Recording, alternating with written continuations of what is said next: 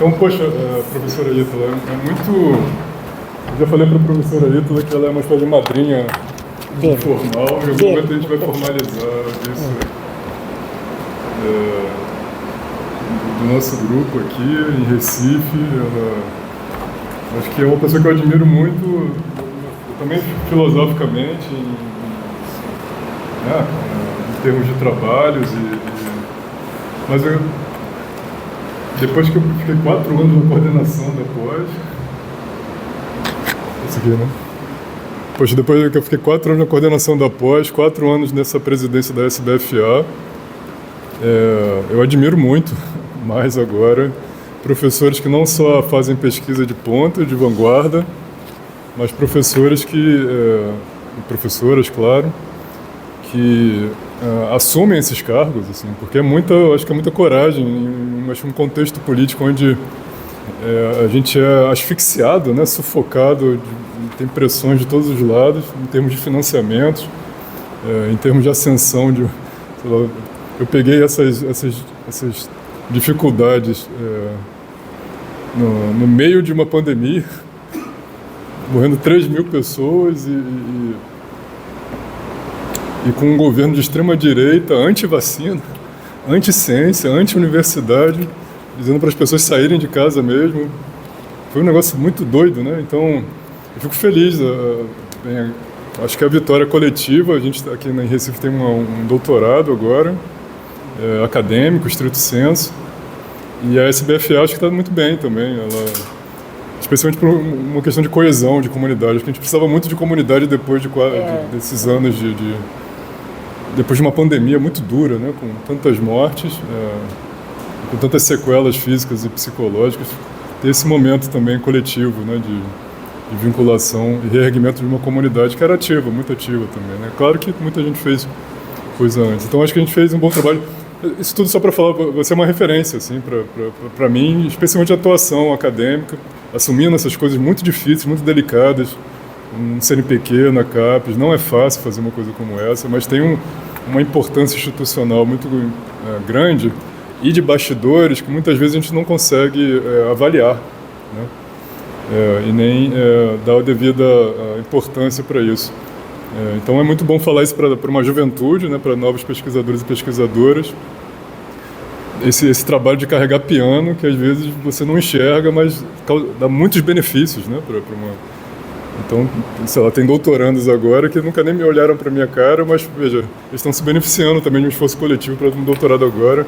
Assim como várias coisas que você faz no CNPq, na CAPES, na FAPESP, a gente se beneficia muito e às vezes você não tem o devido reconhecimento. Então, muito obrigado pela gentileza de vir e pelo todo o trabalho que você faz, né, no Brasil e aqui na América Latina também. Então, tá. Muito obrigado. E aí, eu falo aqui e no microfone? É isso? Aqui, nos dois? Tá. Você quer isso aqui? Tanto faz, né? Bom, então, bom dia. Para as meninas e para os meninos, e para todas e todos, para o Marcos em especial. Para mim é uma alegria estar aqui com vocês. Eu já participei, nós estávamos conversando, eu participei há 1 ano e pouco, né, atrás no Olinda, que foi um evento espetacular, muito agradável, de muito boa qualidade, e nós estávamos conversando. Eu fiquei muito impressionada, Marcos, com o papel que você desempenha e que desempenhava. Eu me encontrei com você em Munique, em München, lembra-se? Num evento, e você fazia doutorado ainda. Foi antes do 7-1. Isso. E depois você voltou para o Brasil, e em todos os lugares em que você teve um papel importante, mas especialmente depois de chegar aqui em Recife, eu interpreto você como um tipo de luz que chegou para o departamento, com uma visão de filosofia, de ciência, com uma boa formação intelectual, mas você assumiu um papel não apenas de liderança, mas como um corajoso papel de desempenhar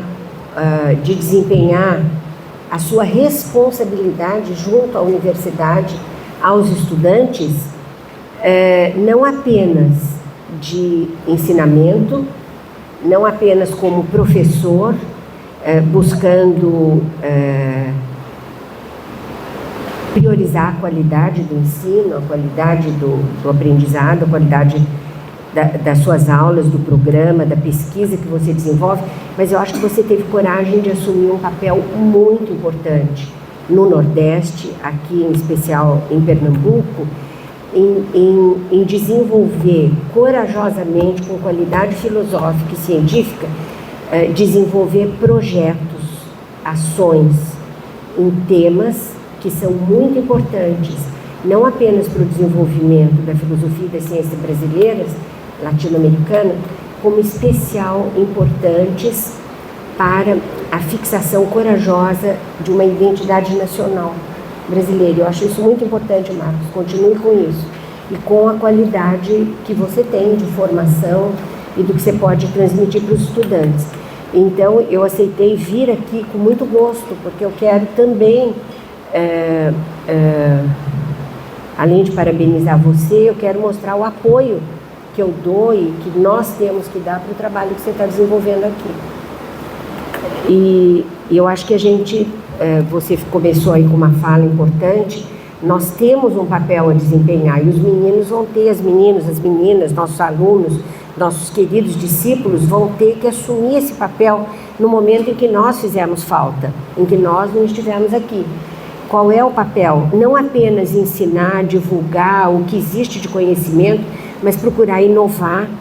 E os temas que vocês estão trabalhando sobre racismo, sobre especismo, sobre misoginia, no fundo, sobre identidade nacional brasileira, a luta que vocês vão ter que continuar é o seguinte: quando nós não estivermos, eles vão ter que continuar segurando o andor, porque essa luta não é leve e nem é curta. Ela é uma luta que vai se prolongar por bastante tempo.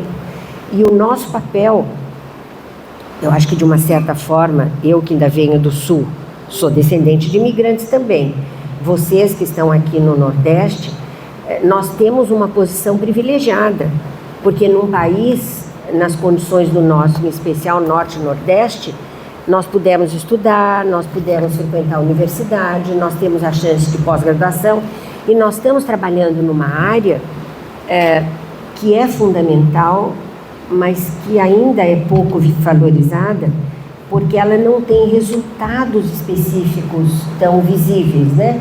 Que é filosofia. E eu, em particular, que trabalho com lógica, que estou essencialmente entre filosofia e matemática, na verdade, eu acho que a lógica representa uma ponte entre todas as áreas do conhecimento. Então, nós somos privilegiados. Eu acho que nós temos que ser exemplos vivos, não apenas de luta e busca incessante e defesa da verdade, do desenvolvimento da ciência, mas nós temos que ser exemplos vivos da luta pelo respeito à diversidade. A diversidade étnica, a diversidade de raças, a diversidade de sexos e, essencialmente, nós temos que ser exemplo de respeito à diversidade de ideias, tá certo?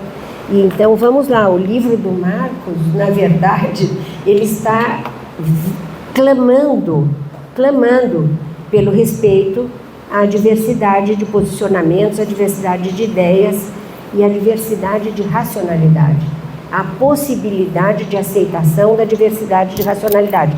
Eu não vou falar muito sobre o conteúdo do livro, porque o Érico e o Helios já falaram, já questionaram. Eu vou falar rapidamente, vou fazer umas perguntas a você, Marcos, porque eu acho importante. Eu não sei se todos que aqui estão, todas e todos, puderam ler o livro. Eu tive que ler inteiro, né? Tive que ler com muito gosto. Bom, mas li. E tem algumas coisas que eu queria chamar a atenção. Em primeiro lugar, o livro é muito bom. O Marcos submeteu o livro a uma série de livros publicada pelo Centro de Lógica, Epistemologia e História da Ciência. Essa série de livros se chama Coleção CLE. Eu sou editora da coleção desde que ela foi criada. Nós estamos no volume 98, eu não sei se você vai ser o volume 100, não tenho certeza, porque se for 100 é um volume bacana, redondo. É uma coleção respeitada. 99 é bom também. 99 também. Ganha patrocínio. Também é bom. 99. E é uma série de livros que tem alguns livros que são referência nacional e internacional. Ela publica livros em português, espanhol e inglês, nas áreas de lógica, epistemologia e história da ciência. Tem publicado também algumas teses, algumas monografias. Todos os livros, para serem publicados, são submetidos a referes, quer dizer, a pareceristas, pelo menos 2. Quando os 2 pareceres são positivos, o livro é aceito. Quer dizer, o livro do Marcos já foi aceito, mas nós estamos esperando uma resposta dele a algumas sugestões dos 2 referes, todas construtivas, né, Marcos? Mas ele já está aceito, mas ele só vai ser publicado quando o Marcos devolver, os pareceristas vão aceitar as suas posições, mas ele vai ser publicado, espero que brevemente. Todos os livros da coleção Cler, eles são impressos, são livros físicos, mas eles estão todos disponibilizados online. Quer dizer, que são livros que podem ser acessados por quem não pode comprá-los ou por quem precisa de acesso via sistema, via site do Cler. Nós publicamos recentemente, como volume 96, um livro muito interessante que se chama Revoltas de Animais, Pombos, Porcos e não sei o quê, que é um livro muito interessante, que é uma abordagem marxista sobre a liberação e o respeito à vida. Esse livro correspondeu originalmente a uma tese defendida na Alemanha por um professor que é professor na Áustria, afegão, que se chama Fahim Amir. O livro foi escrito em alemão, recebeu o prêmio Goethe há poucos anos atrás, há 3 ou 4 anos. Foi traduzido para o inglês e para o farsi, que é a língua do afegão. E o professor nos autorizou, ele foi traduzido para o português por um pós-doutorando meu, Ricardo Peraça. Tem uma introdução da professora Nádia Farage. Ele foi publicado em português, a edição saiu em setembro, mas ele está disponibilizado online desde março agora. E nós tivemos no dia 17 de março uma mesa redonda lá no CLE, com a presença do professor. Uma mesa redonda que discutiu o tema, discutiu o livro. Ele veio da Alemanha com as expensas dele, nós não pagamos nada, e houve o lançamento do livro. Ele está disponibilizado online e eu acho que vocês gostariam de ver. Eu acho que você ia gostar do livro, viu, Márcio? Certamente, está na minha lista. E ele foi publicado em alemão sob o título, vê aí, Suínos e o Tempo. Uma menção a Hegel, o tempo e sobre a vida animal. Aí tem como ele foi publicado. Então é um livro bastante interessante e é nessa série que vai sair o livro do Marcos. Bom, indo para o livro do Marcos, o livro ele é muito bem estruturado, muito bem escrito, é muito bonito e teve momentos assim do livro que me parecia um livro, o seu texto, altamente poético, que me agradou muito, sabe? Teve momentos que parecia que eu estava lendo um livro de literatura, a abordagem assim muito bonita e então é um livro que, mesmo que o tema seja um pouco mais difícil, ele pode ser lido também como literatura. Eu quero chamar a atenção sobre uns trechos do livro. Ele tem uma apresentação por parte do autor, depois tem uma introdução, os capítulos e uma conclusão.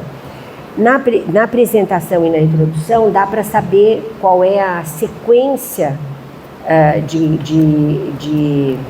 a sequência que o livro respeita e como é que através dos capítulos são discutidos os temas fundamentais para chegarmos à conclusão. Eu vou chamar a atenção sobre alguns trechos que eu gostei muito. Já na apresentação, na primeira página, que é a página 2 do livro, o Marcos se apresenta assim: sou abertamente materialista, construtivista, cético, antimetafísico, em uma palavra, sou pragmatista. Sou também periférico, brasileiro, latino-americano. Acredito que eu e minha geração precisamos de uma filosofia capaz de articular essas dimensões para enfrentar os problemas contemporâneos do nosso corpo material, limitado, racializado, no sul global e, portanto, sob ameaças constantes. Então é assim que o livro começa, é assim que o Marcos se identifica e é assim que o livro vai. Nesse mundo, a chamada luz natural da razão é muitas vezes opaca, excludente, autoritária. A lógica, para mim, não é um espelho que reflete o mundo, nem uma lâmpada que o ilumina. A lógica é uma alavanca para movimentar coisas. É uma espécie de arma, não para atacar, mas para nos defender. Sempre foi assim para mim. O livro é isso. O livro tem por objetivo mostrar exatamente isso. O que é a lógica, para que ela serve e por que nós podemos entender que a lógica não deve ser única, um sistema único, paralisante, normativo. Para ele, a lógica deve ser algo que nos liberta em uma espiral normativa. Esse é o livro. Bom, continuando, diz o Marcos.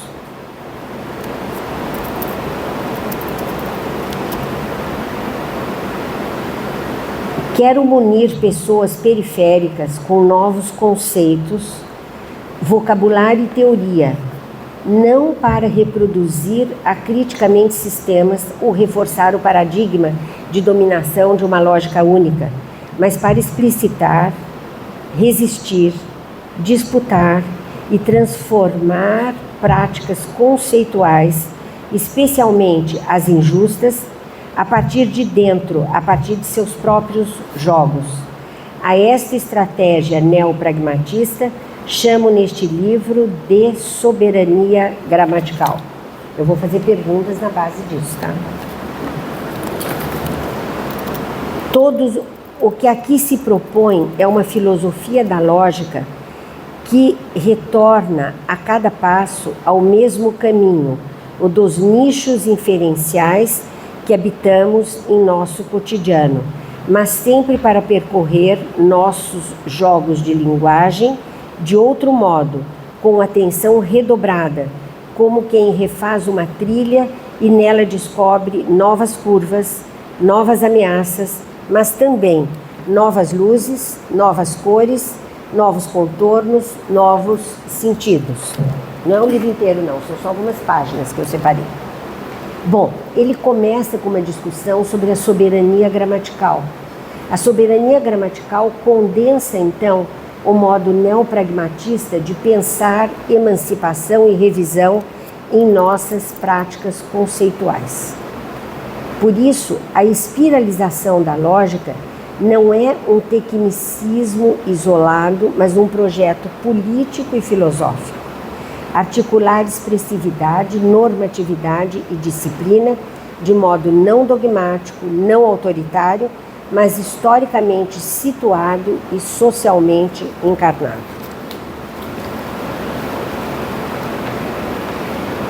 A normatividade e o significado dos nossos sistemas formais, na verdade, se enraizam em nossos jogos de linguagem cotidianos, onde papéis inferenciais são dominados por nós de maneira tácita em nossos nichos conceituais.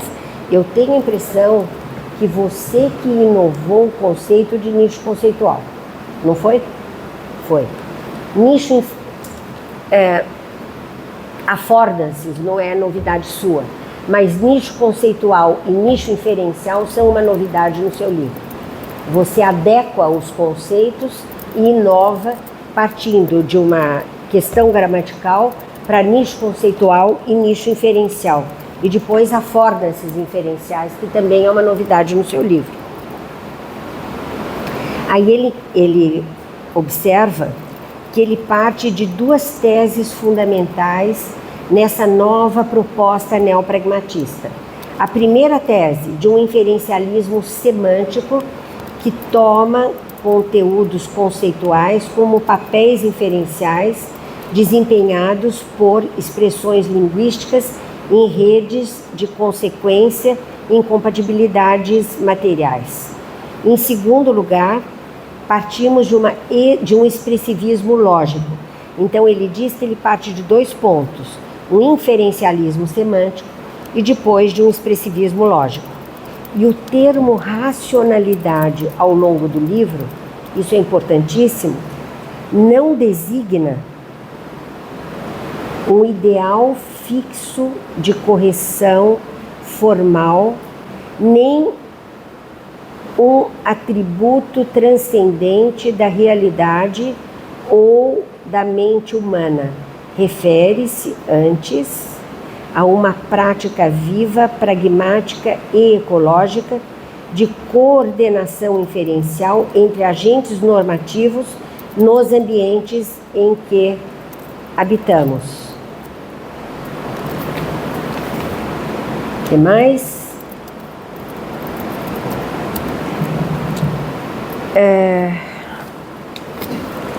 A minha primeira pergunta que eu gostaria, eu já perguntei isso a você, o livro deixa isso claro, mas eu acho importante para vocês que estão assistindo, não sei se todos tiveram acesso ao texto, por que você chama a sua abordagem de neopragmatista? No que ela se diferencia do pragmatismo? Quando você, no primeiro parágrafo que eu li, você se identifica como pragmatista, ou pragmaticista, a la Charles Peirce. Por que essa sua abordagem é neopragmatista? Isso é uma primeira pergunta. Bom, continuando. Você utiliza as affordances e você, a todo momento, na sua perspectiva, você vai abordar 3 questões que você considera como paradigmáticas. Vou falar depois isso, então. Falo depois. Nessa sua abordagem, a todo momento que você fala de lógica ou de formalismo, você sempre utiliza teoria da prova, você sempre utiliza os sistemas de prova. Mas como você é absolutamente aberto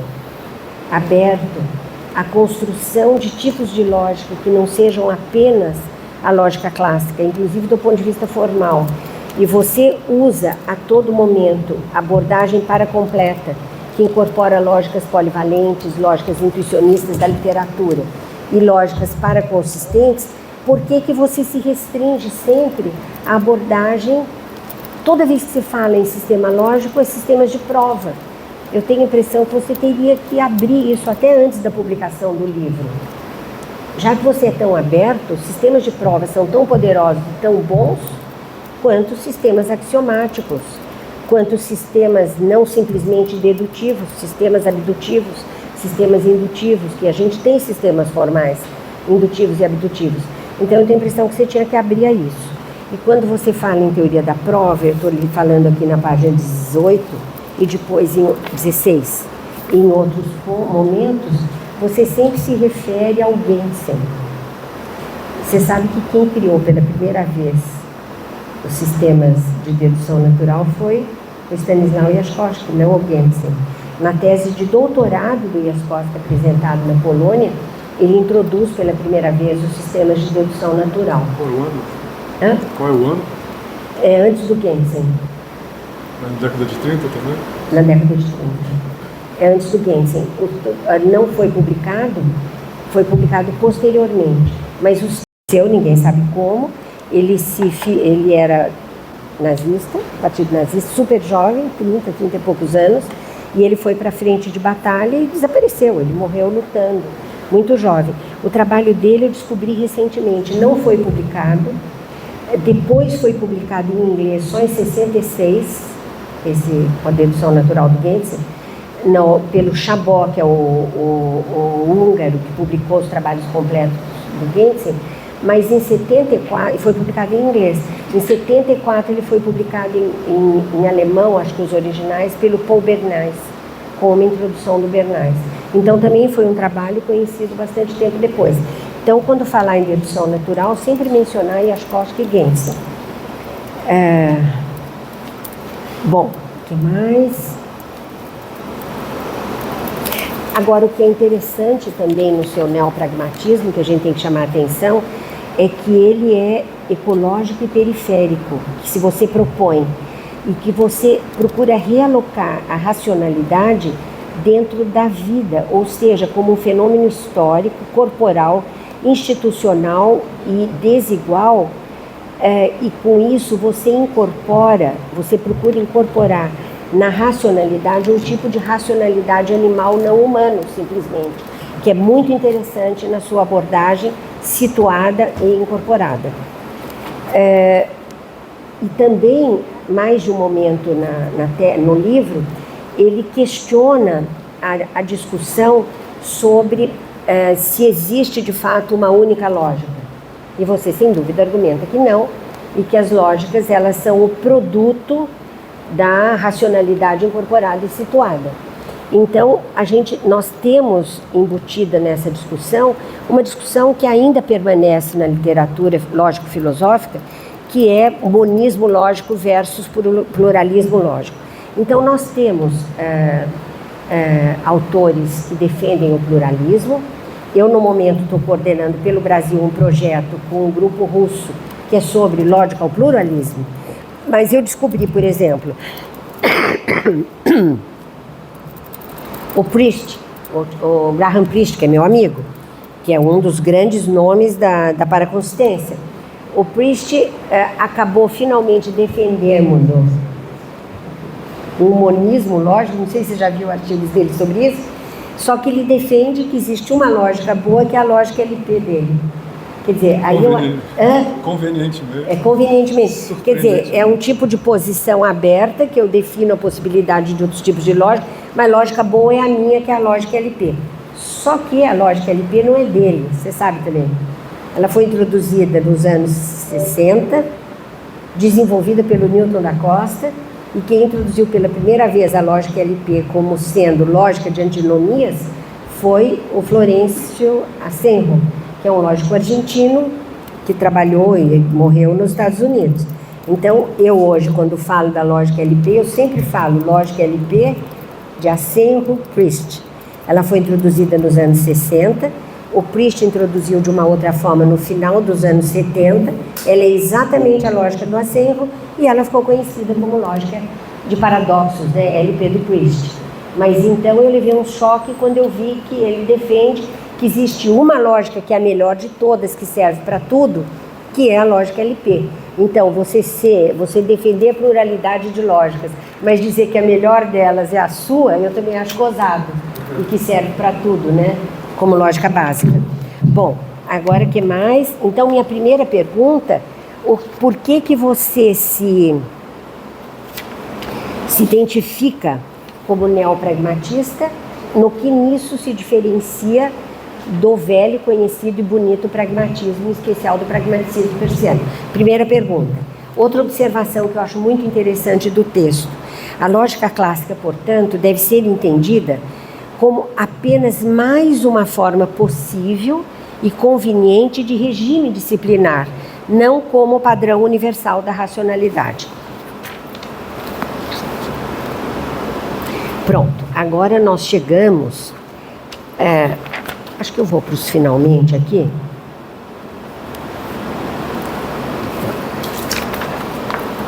Essa visão neopragmatista que defende o Marcos, ao longo do livro, naturaliza o conceitual sem reduzi-lo e amplia o escopo do inferencialismo para além do humano. Toda forma de vida que constrói e estabiliza nichos conceituais, ou seja, ambientes onde certas inferências são reconhecidas, treinadas e transmitidas, participa de uma ecologia de significados e de normatividade. E ele dá vários exemplos no livro de comunidades animais, de espécies animais, onde ele mostra o tipo de racionalidade das espécies. Fala sobre soberania gramatical, etc. E vamos lá. O livro tem uma estrutura muito boa, ele é muito bonito, muito bem escrito, poético. Eu tenho algumas observações. O que eu gosto muito é que a racionalidade ela é definida como ela é analisada como um fenômeno ecológico. Eu queria que você falasse sobre alguns conceitos que são originais no livro, que são os conceitos de nichos conceituais, de nichos de affordances inferenciais, de nichos conceituais, nichos inferenciais, affordances inferenciais, que eu acho que é bom falar um pouco sobre affordance, e eu vi uma tradução para o termo affordance, uma conceituação de affordance que você consegue dar no livro, que nós nunca conseguimos dar, porque a gente nunca consegue traduzir adequadamente o termo affordance, e eu achei que você conseguiu. Então você vai falar qual é a sua conceituação de affordance. Muito bem, e você coloca,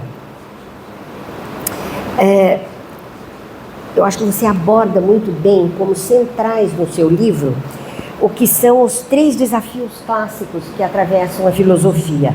O paradoxo da justificação, que você, em vários momentos, fala sobre a tartaruga de Aquiles, explicitada por Carol.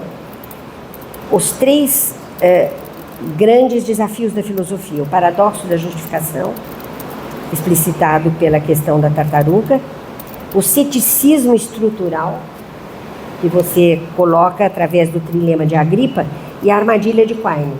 Eu achei que você conseguiu colocar isso como central no livro, e é através disso que você discute. E você usa a figura do barco de Neuhardt como o exemplo da autoconstrução. E o que você encara e apresenta a relação e critica o dogmatismo, o relativismo, você vai para o pragmatismo e apresenta uma solução no seu neopragmatismo. Então eu queria que você falasse sobre esses 3 desafios, que você procurasse justificar, isso está no livro, por que a sua visão neopragmatista não pode ser criticada simplesmente como um tipo de relativismo. Como é que você supera o pragmatismo através da sua proposta de neopragmatismo? E eu queria perguntar por que você não fala no livro, mas mesmo quando você discute a solução da autoconstrução através da figura do barco em movimento, por que você não fala em algo que é importante, que é a auto-organização?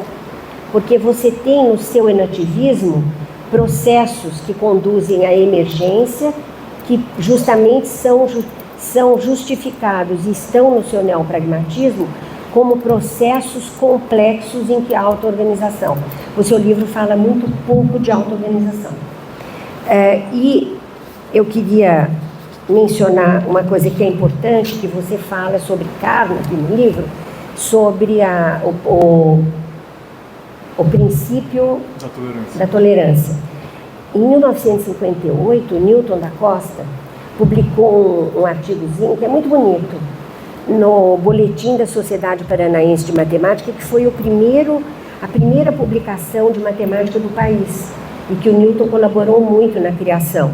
É o jornal mais antigo, talvez, científico do país.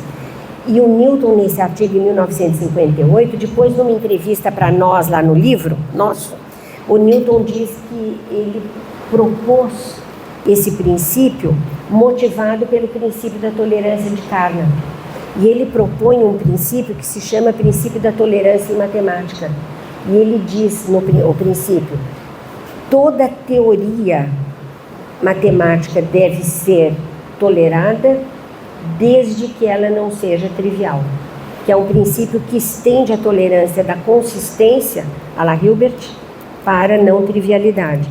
E esse princípio, o Newton fala que é uma extensão que ele foi motivado pelo princípio do Carnap, que é um princípio que você, de uma certa forma, critica no livro, né?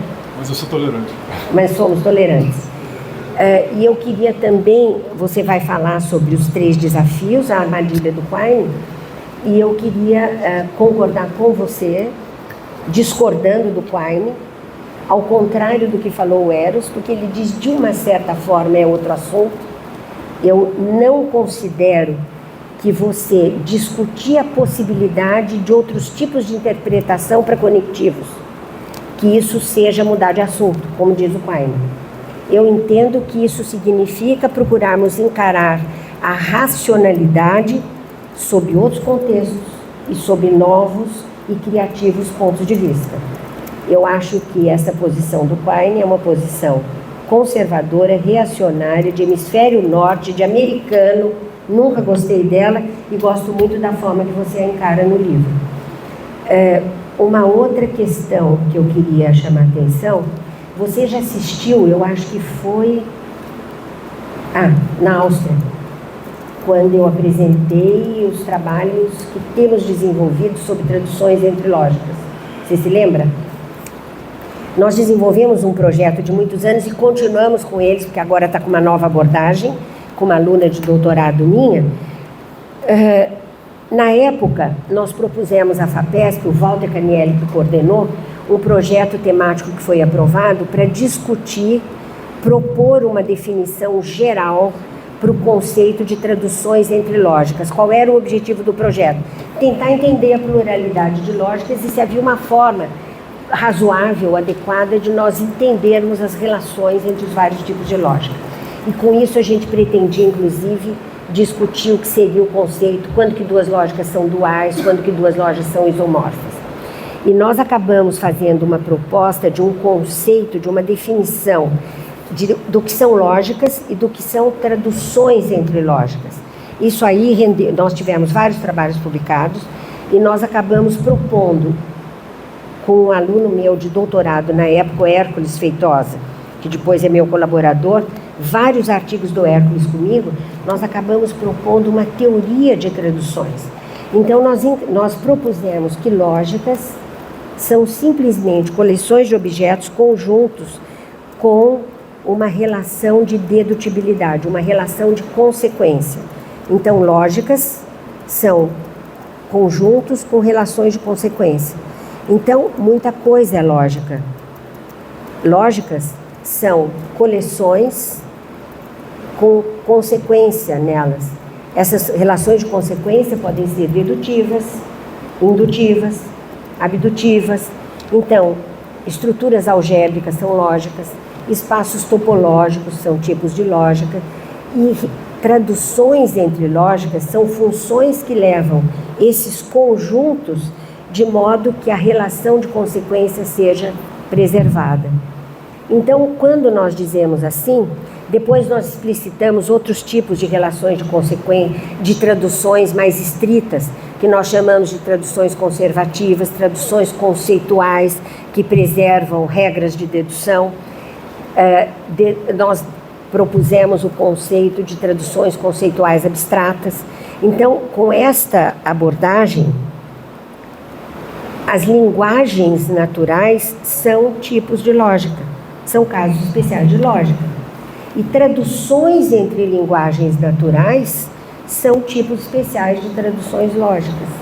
Então, nesse sentido, essa sua abordagem, em que você tem a possibilidade de vários tipos de lógica, é tão aceitável quanto nós dizermos que em vários países do mundo, em lugares distantes, nós temos linguagens absolutamente distintas e eu consigo falar algo que uma tradução lógica, que é uma tradução linguística, do português para o chinês consiga entender o que eu falei e eu consigo entender o que o chinês falou. Não com a tradução palavra por palavra, mas com a tradução do significado, que preserva a relação de consequência. Então, nesse sentido, traduções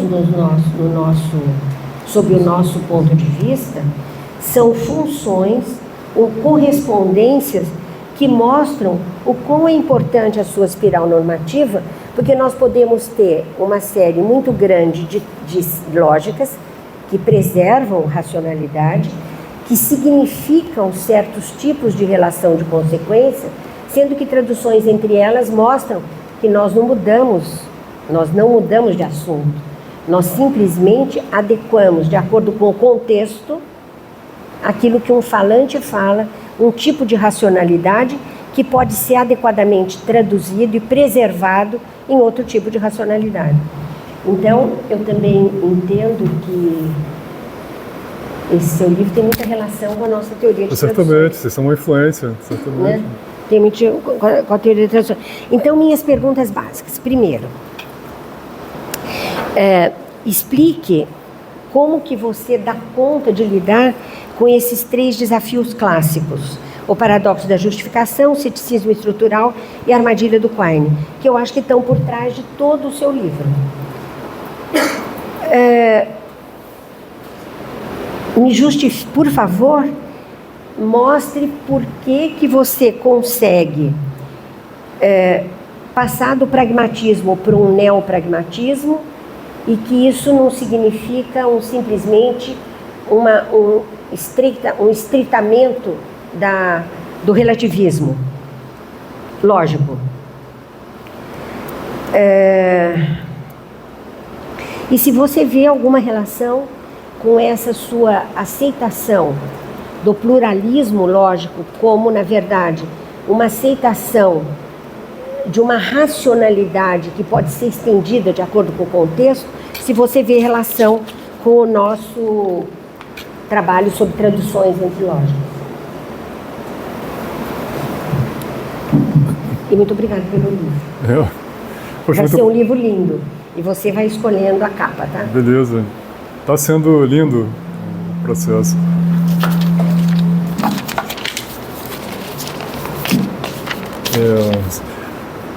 Acho que o último comentário é interessante, sobre a racionalidade estendida, né?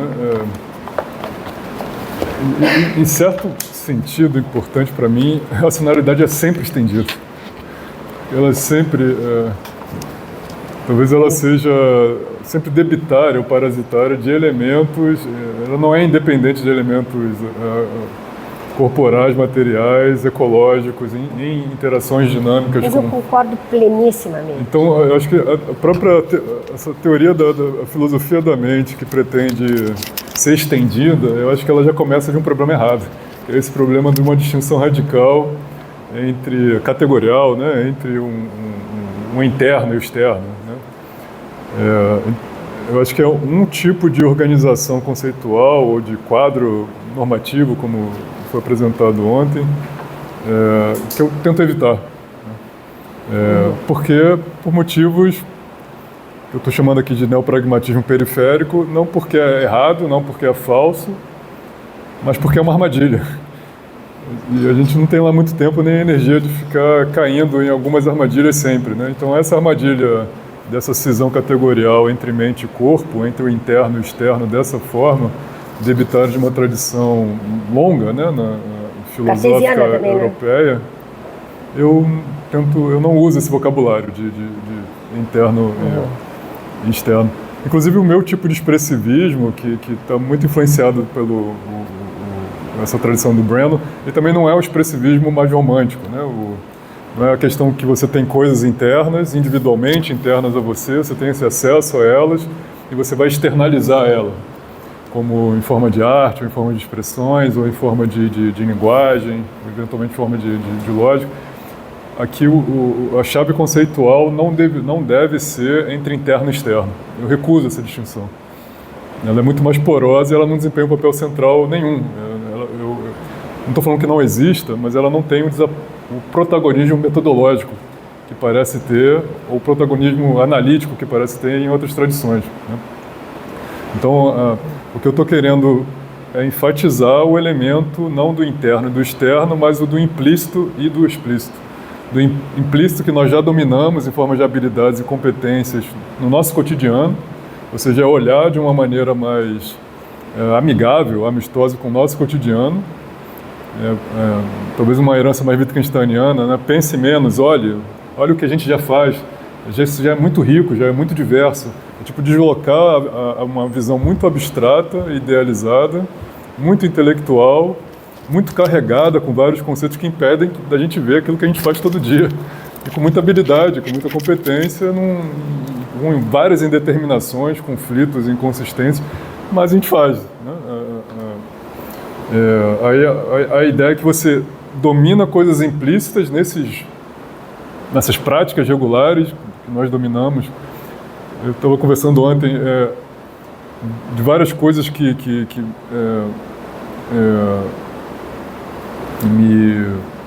eu sou insatisfeito com essa tradição mais carnapiana, que talvez possa ser uma tradição pragmatista também. Acho que tem vários elementos. Assim. Eu acho que é uma tradição longa e muito heterogênea também. Né? Então, como várias tradições filosóficas, você pode ter dissidências internas. Você tem alguns elementos internos que convergem, mas você também tem discordâncias. Né? Como eu tenho discordâncias com o Brandon, com o Wittgenstein também, segundo Wittgenstein e alguns outros autores. Eu também não compro tudo que o Gibson faz, eu também não compro tudo que a tradição enativista faz. Eu acho que é tentar fazer um nosso percurso, né? Dentro dos desafios materiais, ecológicos. Você vai adaptando, né? Eu acho muito bacana se chamar de neopragmatismo. Sim. Eu acho. Porque, de fato, você é pragmatista, mas você tem uma abordagem nova aí dentro. Inclusive. Eu acho que a gente reivindica uma tradição. Eu não sou carnapiano nesse sentido de... eu não sou não tolerante, tá? Eu não sou uma pessoa intolerante. Mas o princípio de tolerância apresentado no Carnap, que é basicamente introduz as linguagens pela sintaxe, elas fixam um significado, e a gente não precisa discutir filosofia, tem esse punchline positivista, eu não sou positivista. Ela é absolutamente restritiva.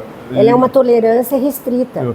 Nós não queremos isso, né? Você permite uma pluralidade, o que é bom, você permite plasticidade, o que é bom, mas você afasta a discussão sobre normatividade, você afasta a discussão política, você joga para debaixo do tapete a discussão sobre relações semânticas mais difíceis, né, do nosso cotidiano. É muito individualista e é muito voluntarista, né? Como se um lógico estivesse fora de todas as atividades, ele decide basicamente o que ele quer introduzir a partir da sintaxe. Eu acho isso materialmente incorreto, assim, historicamente incorreto. Talvez seja filosoficamente fascinante para muita gente, talvez em um momento de muita intolerância você permitir a pluralidade dessa forma. Mas isso redunda numa distinção que a gente está tentando fazer, que ser contingente não implica ser arbitrário. A arbitrariedade e contingência são fenômenos filosóficos relevantemente diferentes. Assim. Então, quando eu me remeto a jogos de linguagem... Que é o que diferencia o relativismo, né? Práticas regulares, eu olho para a tradição, eu olho para questões ecológicas, na dinâmica que nós temos com os meios, os nossos nichos, os meios nos quais a gente está habitando, e esses meios habitam a gente também, e a gente modifica dinamicamente, historicamente. Eu não vejo faça aí o que você puder, introduza a sintaxe, e a gente precisa discutir filosofia em relação a isso, né? Não é isso. Inclusive, quando você fala da discussão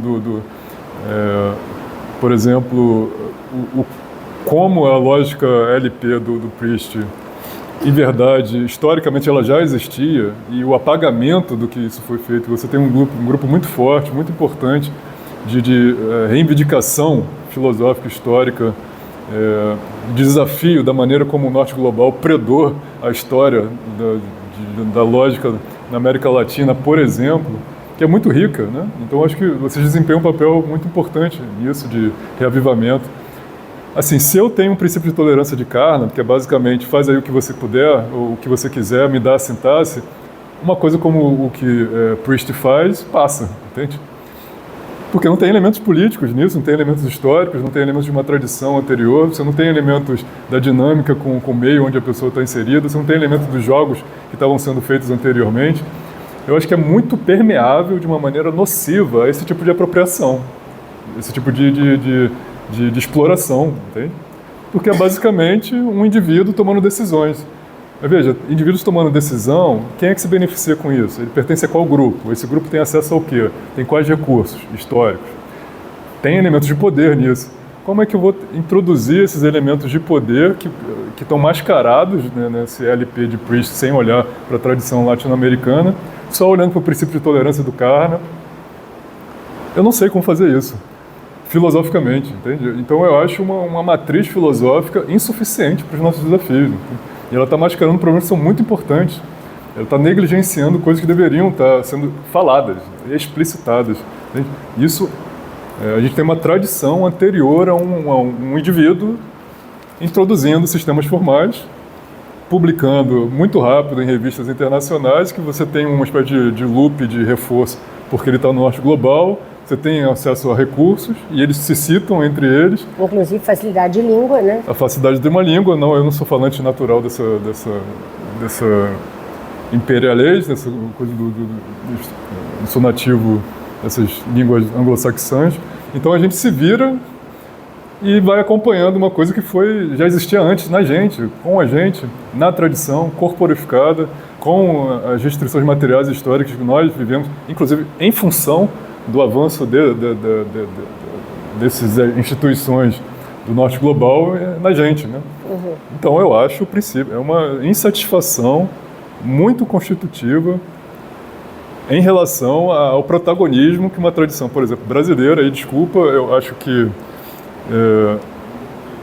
acompanhar o princípio de tolerância é um tiro no pé, assim, pra gente.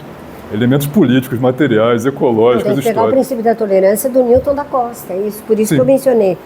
É o princípio da tolerância em matemática do Newton. Esse é tolerante, né?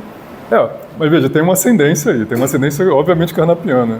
O que eu estou tentando mostrar é a limitação dessa ascendência carnapiana, inclusive para a gente, inclusive para o Newton da Costa, inclusive para o grupo, que eu respeito muito, aprendi muito, continuo aprendendo. É uma satisfação que esse livro seja publicado no CLE, na Unicamp, porque o trabalho histórico, filosófico e lógico que vocês fazem há décadas é excepcional. Então, vocês tiveram esse evento no CLE, eu faço questão de tentar mandar alunos para acompanhar as coisas que vocês estão fazendo lá. Eu sou muito beneficiado pelo grupo que vocês têm, historicamente, filosoficamente, logicamente. O problema é que o paradigma filosófico, que às vezes está de base, implícito, ele não ajuda, talvez ele atrapalhe, porque ele não permite a gente ver esses quadros de relações históricas, políticas, de classe, recortes de raça, recortes de gênero, histórico de colonialismo, inclusive colonialismo acadêmico, de você predar uma tradição já feita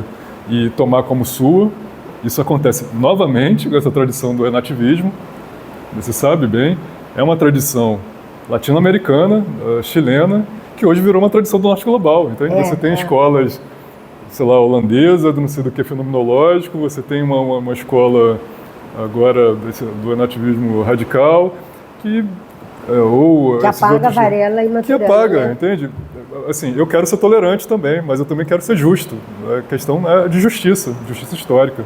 Não é indivíduos que têm muito acesso a muito recurso do norte global, tomando decisões e fazendo o que eles querem, assim, porque não precisa nem falar de filosofia, de história ou de política, basicamente introduzir essa sintaxe, ou no caso da leitura de Newton, que não seja trivial, né?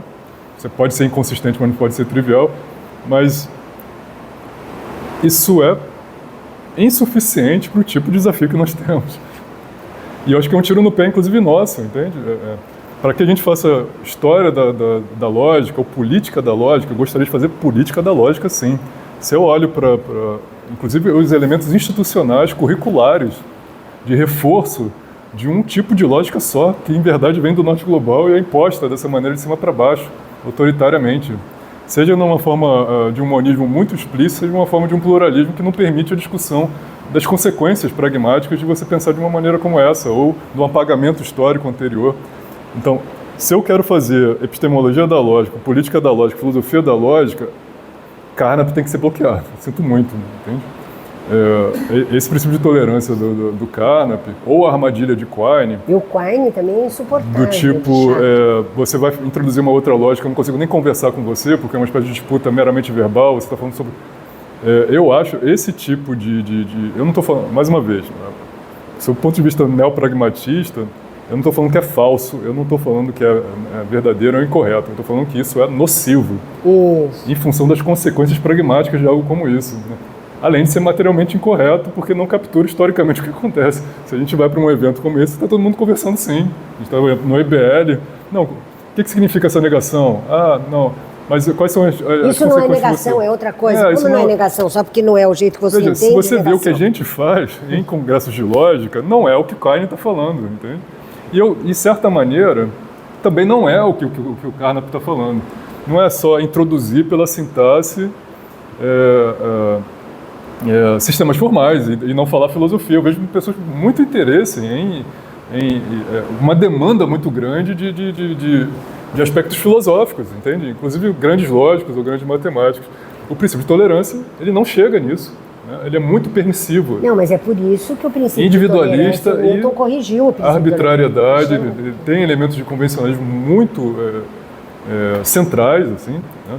Então a gente está tentando separar arbitrariedade de contingência. As nossas práticas regulares históricas, elas são contingentes, sim, são, mas elas não são arbitrárias, ela tem uma história, ela tem uma ancestralidade, ela tem elementos materiais, ambientais e políticos de base, e eles são constitutivos, eles não são só importantes, eles constituem os jogos de linguagem que nós estamos inseridos. Eu não escolhi a língua portuguesa, eu não escolhi nascer num país colonizado por europeus, eu não escolhi a cultura que eu tenho, eu não escolhi ser racializado, mas eu estou Brasil, latino-americano racializado, da Silva, e isso é constitutivo das minhas experiências de jogos de linguagem. Eu estou inserido nesses jogos. A ideia da soberania gramatical, eu concordo que regras, elas articulam significado. Eu concordo com essa intuição, que aparece em Carnap, que aparece em Newton da Costa, aparece também em Gentz. Eu nem sabia que o cara era nazista, agora eu tenho que rever várias coisas. Morreu lutando. Acho que ele tinha 30 e poucos anos. A gente aprende mal, né, filosofia, a gente aprende mal a história da filosofia. Não que isso diminua o valor do que ele fez, porque é genial o Gentz. Mas eu fiquei muito chocada quando eu li e vi que ele morreu em campo de batalha nazista lutando pelo Hitler. Bom que morreu, né? É? Desculpa. Bem, então, eu acho que esse livro, Ítalo, eu acho que ele vem de uma insatisfação. Assim. Eu estou insatisfeito com as bases filosóficas, epistêmicas e políticas do tipo de filosofia da lógica que está sendo feita. Ela não beneficia a gente, entende? Mas eu qual não acho que ela não filosofia da beneficia a lógica? gente, eu acho que ela não beneficia a humanidade. Assim, ela é restritiva.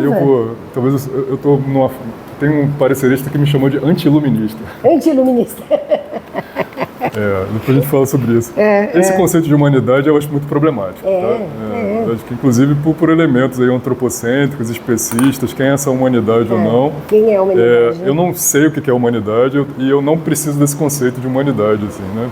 Acho que para os nossos, de onde nós estamos localizados, situados, corporificados historicamente, esse conceito de humanidade não beneficia a gente, especialmente porque ele foi forjado como uma espécie de pecado original, que é esse pecado de exclusão. Não, porque quando falam em humanidade, né? estão definindo o que é humanidade, não é? Tem um elemento normativo nisso, né? Não é só tem um momento descrição. Ali que você define conceito como nó de uma rede também, eu gostei. Ela tem... O conceito de conceito. É o conceito de conceito. Muito do que eu estou tentando fazer nesse livro, eu acho que aqui do grupo de Recife, nesses últimos anos, é uma espécie de teoria do significado, uma teoria do conceito que pudesse articular, e a lógica permite isso, né? Eu aprendo também olhando para vocês, uma discussão, um arco, para a gente falar não só sobre linguagem, mas falar também de cognição, falar também sobre computação, falar sobre linguística e falar sobre política. Agora, que teoria do significado é essa? Eu olho para algumas teorias do significado e eu também acho elas insuficientes para os desafios que a gente tem. Talvez já responda um pouco a sua resposta. A árvore de formação de neopragmatismo periférico, que é uma espécie de, não sei,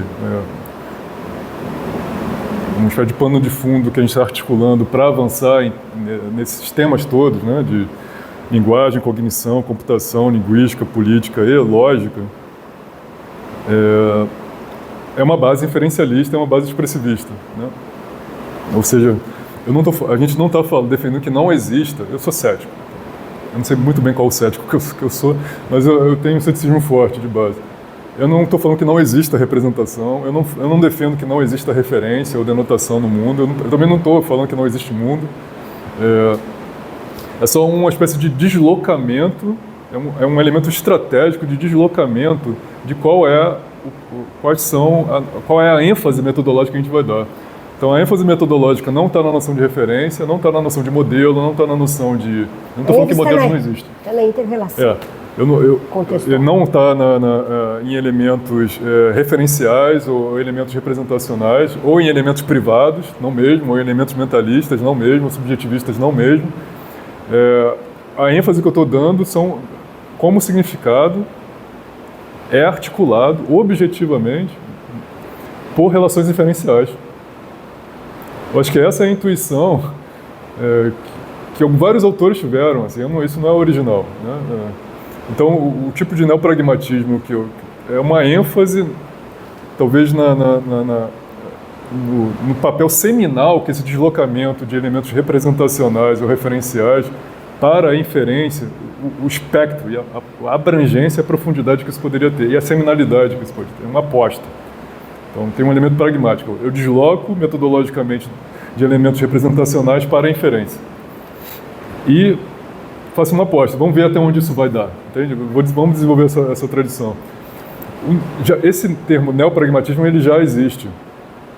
Autores como o próprio Brandon, Rorty, que também é outro estadunidense, e o Peirce, né, estadunidense também, eles fazem coisas boas, alguns deles.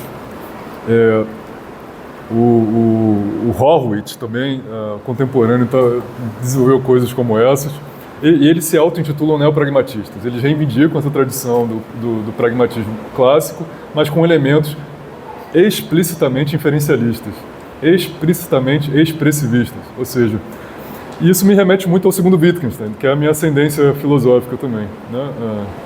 É muito da minha carreira filosófica, eu penso muito sobre essas coisas há muitos anos já, né?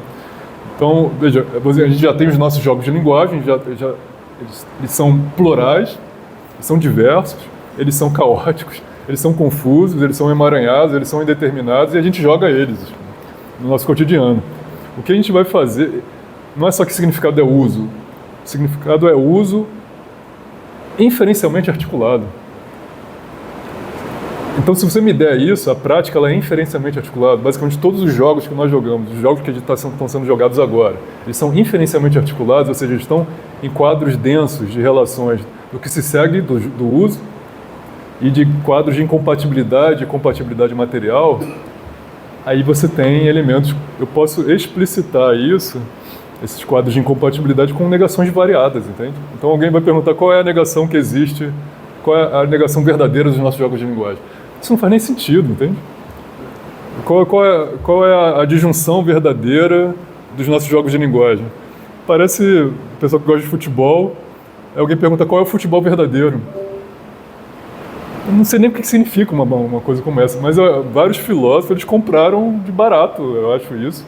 Mas é muito conveniente para uma visão mais representacionalista de coisas, que existe a discussão sobre a verdade de sistemas formais. Eu acho isso filosoficamente, tacanho, assim. A gente tem uma tradição filosófica que exatamente ela tenta afastar elementos representacionais desse tipo de pergunta, né? Então eu posso fazer filosofia sem falar sobre qual é a verdade última de alguma coisa. Então a gente pode apontar, eu não estou falando que não exista a verdade última de alguma coisa, talvez exista, algumas pessoas aí privilegiadas, convenientemente, eu não tenho acesso a essa coisa, talvez exista aí, a pessoa pode tentar caçar esse unicórnio se ela quiser. Eu não vou ficar caçando unicórnio, a gente tem outros problemas, eu acho que a gente tem outros problemas mais importantes. Então, olha para os nossos jogos, eles são muito diversos, a gente já tem habilidade, a gente já tem competências do que se segue do quê? Dos usos. A gente já está imerso nesses usos. O que permite jogando eles, tentar explicitar essas regras difusas que nós já dominamos implicitamente nesses jogos, que já articulam o significado desses jogos. A normatividade já está implícita nesses jogos, que nós já jogamos. O significado já está implícito neles. E o que os sistemas formais nos permitem é, através dessa explicitação, que nós possamos organizá-las. A gente pode, inclusive, idealizar coisas. né? Eu vou idealizar a negação em termos de condições de verdade, como se fosse um interruptor que inverte coisas. Eu posso organizar a disjunção sob o ponto de vista de exclusão ou inclusiva também. E isso vão ter consequências pragmáticas em relação a isso. Mas a gente toma decisões. Mas a gente já está usando os nossos jogos de linguagem que nós já aí temos. tem uma crítica que eu faço ao livro, quando você fala os sistemas formais, a todo momento sistema formal para você é teoria da prova. Aí você tem que ser mais tolerante, há vários tipos bons de sistemas. Mas eu sou tolerante, mas veja... É formação Rio de Janeiro. Formação Rio de Janeiro. Luiz Carlos. Teoria da prova. Não, sistemas formais. Há sistemas axiomáticos rio-pertianos, sistemas indutivos e dedutivos que são muito bons. A minha... Né? Não é uma crítica ruim, é só adequar um pouco isso. Claro. Eu entendo o ponto. Então, a ideia é que quando você explicita e organiza, aí eu acho que é um ponto mais original do que a gente está fazendo do grupo. Esses sistemas formais, eles não só são, jogos, ou eles são práticas. Quando eles estão organizados, eles funcionam como um sistema de disciplina. Isso. Eles funcionam como um sistema de regulação. Eles são, você tem uma espécie de pressão normativa em relação a eles, eles retroagem de maneira disciplinar nas próprias práticas de onde eles foram extraídos, organizando e regulando as práticas de onde eles foram extraídos. Aí isso é o sentido da espiralização. Você volta para uma prática que já não é mais a mesma, regulando, disciplinando elas de uma outra maneira. E isso modifica as práticas. Modificando as práticas, você pode explicitar de outras maneiras que vão retroagir de novo nessas próprias práticas, e isso vai tornar muito diverso e muito complexo coisa. E não tem porquê, filosoficamente, a gente reforçar só uma maneira de disciplinamento dessas práticas. Né? Existem muitas maneiras de jogar esportes diferentes, jogos diferentes. Por que só tem que existir futebol? Então, um monista lógico é uma espécie de jogador, de técnico de futebol muito obsessivo. E se ele só segue regra. Que só existe futebol, e os outros esportes são esportes degenerados, assim, são esportes que não são esportes de verdade, ou são esportes inferiores, ou são esportes que ainda vão ser alguma coisa se aproximarem do futebol. Por quê? Né? Por que eu deveria reforçar só um tipo de jogar futebol, só um tipo de esporte dessa maneira? Então, existe uma espiralização, mas o monista ele espiraliza só de uma maneira. Ao passo que você poderia espiralizar não sufocando, asfixiando outras formas possíveis e permitindo que outras... Em verdade, elas já estão aí. Os jogos de linguagem que nós jogamos cotidianamente, eles não são clássicos, né? Eles já são... o tipo de negação que a gente usa no nosso cotidiano, ela não é clássica. O tipo de disjunção, o tipo de condicional, não é implicação material. Né? Dos nossos contrafactuais, é tudo muito complexo. Entende? Os nossos jogos... A ideia... Nos jogos que nós já jogamos, como que nós vamos explicitar, a gente vai ter que tomar decisões, e como que nós vamos organizar isso. Só que a organização ela não é neutra, nem filosoficamente, nem politicamente. Ela vai retroagir nas próprias práticas das quais eles foram explicitadas. Agora, nós como filósofos e lógicos, nós vamos permitir... Por que a gente permitiria o reforço só de uma lógica? Como se as outras fossem degeneradas ou menores em relação a essa. Asfixiando outras formas possíveis de raciocínio muito dinâmicos que nós temos no nosso cotidiano. Na presença de contradição, na presença de indeterminação de predicados, na presença de elementos mais dialógicos, ou na presença de indeterminações, por exemplo, de futuros contingentes. Por que eu tenho que reforçar o terceiro excluído para futuros contingentes? Por que eu tenho que reforçar o princípio da explosão em domínios onde a gente tem conflitos ou inconsistência? Então a ideia de soberania gramatical é de a gente assumir o controle disso. Os jogos são nossos e eu não vou reforçar o princípio da explosão em todos os sistemas, em todas as práticas, em todos os nossos jogos. Por que eu deveria fazer isso? Porque só existe uma lógica. Vocês sabem que o Jan Łukasiewicz, que foi um dos criadores da lógica polivalente, em 1910 ele publicou um livro em polonês e um artigo em alemão, o título sobre o princípio da não contradição. E ele discute as três justificativas, as três linhas de justificativas do Aristóteles para justificar por que o princípio da não contradição era o mais importante de todos para a racionalidade. E ele derruba todos os argumentos do Aristóteles. E finalmente, depois de derrubar, ele diz que o princípio não é tão fundamental quanto se pensa, que ele não é para ser aceitável em geral, e ele diz, os aristotélicos detestam isso. Eu lembro que uma vez o Porchat discutiu com ele. Deixa Aristotélico detestar. Ou o Cachete diz em 1910... É um bom sinal Aristotélico detestando. Que o Aristóteles sabia que o princípio não era tão válido em geral, e que ele não assume, não permite isso por uma questão política de poder, para não abrir mão do poder frente aos megáricos históricos. E os estoicos. O Cachete escreve bloquear isso. Os estoicos. Né? Que era para não abrir mão do poder político. Mas veja, político. Rita, olha que coisa, comentário rico e fantástica. interessante que você fez agora. Como é que se a gente faz um princípio de tolerância à la Carnap, orientando a nossa filosofia, como é que a gente captura esse tipo de coisa? Ele cega a gente para elementos políticos e históricos dessa forma. Acho que nós estamos num momento de break civilizacional, civilização ocidental. E a aceitação dessas regras, esse rigor do hemisfério norte, europeu, ocidental, está sendo quebrado. Eu tenho participado de alguns eventos importantes, bonitos, de qualidade, de lógica, de filosofia, de matemática. Eu tenho, agora não é para falar isso, né? Eu tenho me surpreendido como o que nós temos feito no Brasil, na América Latina, tem sido muito mais bonito e mais original. Eu tenho participado de eventos que os grandes lógicos continuam demonstrando coisinhas, sabe? Pega um pedaço de uma coisa e demonstra, e eu me pergunto, mas o que significa isso? Para que serve? E eu fico assim bastante assustada como nós temos feito coisas mais interessantes e mais originais. Nós temos proposto novidades. Nós não estamos trabalhando em detalhezinho, vírgulas de um texto para provar um certo resultado, sabe? Nós temos sido mais... Nós temos uma tradição, e essa tradição vai ser reforçada. E tem uma nova geração aqui fazendo coisas. Você falou Então, tem, assim, é uma exortação, por favor, continuem fazendo. Assim, nós somos limitados. Né? Continuem se levantando, tem que levar o andor da procissão. No sentido de... Assim como a Ítala apontou corretamente, eu tenho uma ascendência filosófica, né? É muito difícil, eu comento com alguns, a gente se desvencilhar um pouco do doutorado. É muito difícil. Tá? Para sair, depois para você sair do doutorado, porque para você ganhar essa espécie de autonomia intelectual e um distanciamento crítico do próprio doutorado, porque você fica muito imerso e muito especializado em alguma coisa, até você ganhar um pouco de fôlego para fora e fazer uma coisa mais independente. Não é fácil fazer uma coisa como essa. Mas então eu gostaria, até porque está gravando também, o Luiz Carlos é muito importante na minha formação, muito central. Eu não preciso nem falar, mencionar, mas é formativo. Mas nem tudo só a teoria da prova, só isso. Nem tudo é teoria da prova, nem tudo é intuicionismo. Né?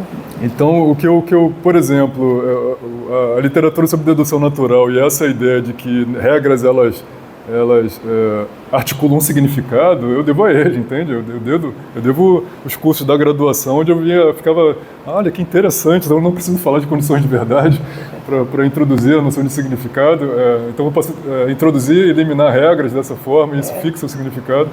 Tem esses elementos wittgensteinianos também, mas tem a teoria da prova, é só por uma questão de ascendência filosófica, né? Eu não estou falando que não faça teoria de modelos, né? Ou não faça sistemas axiomáticos, né?